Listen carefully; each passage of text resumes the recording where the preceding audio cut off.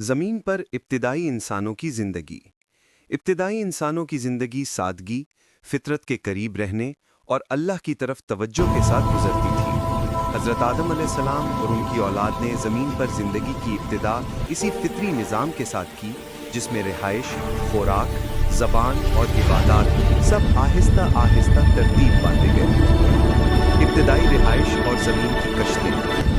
इब्तिदाई इंसान खुले मैदानों, घने दरख्तों और पहाड़ी गारों के करीब रहते थे। ज़मीन नर्म और खाली थी, इसलिए वो दरख्तों के साए, टहनियों और पत्तों की मदद से The first सादा spoken झोंपड़ियां words to the बनाते rise of थे। वक्त language के साथ उन्होंने explore देखा how कि ज़मीन communication बीज began से on जन्म Earth. लेती है और बारिश के बाद नए पौधे उग आते हैं। यूं काश्तकारी की इब्तिदा हुई, बीज बोना, पानी देना और फिर इससे फल, अनाज और सब्जियां हासिल करना। यही ज़मीन की इब्तिदाई कश्तें थीं, जिन्होंने इंसानों को बाकायदा बस्तियों में रहने की तरफ माइल किया। खाने पीने का निज़ाम। इब्तिदा में खाना मुकम्मल तौर पर कुदरती ज़राए से आता था। Sucks existed. बीज, The knowledge of सब्जी, life पानी, passed through चश्मों और words, नदियों से। gestures, and जैसे experience. जैसे वक्त गुजरा, इंसानों ने जानवर पालते, दूध, गोश्त और खालों से फायदा लेना सीखा।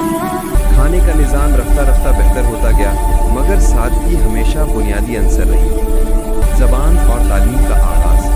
हज़रत आदम अलैहिस्सलाम को अल्लाह ने तमाम चीज़ों के नाम सिखाए। ये ज़बान का आगाज़ था। उनकी औलाद ने इन्हीं अल्फाज से गुफ्तगू का सिलसिला आगे बढ़ाया।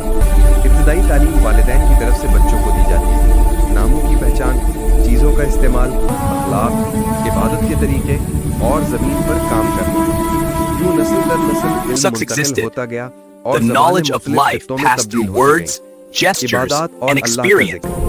इब्तिदाई इंसानों की पूरी ज़िंदगी अल्लाह की इताअत के गिर्द घूमती थी। इबादत के बुनियादी उसूल ये थे: अल्लाह की वहदानियत का इकरार, सुबह और शाम ज़िक्र, शुक्रगुजारी, पाकीज़गी, जुल्म से बचना। चूँकि इंसान ज़मीन पर पहली बार आए थे, इसलिए उनका दिल फितरी तौर पर अल्लाह की तरफ माइल रहता और वो अपनी हर ज़रूरत व दुआ उसी के सामने रखते।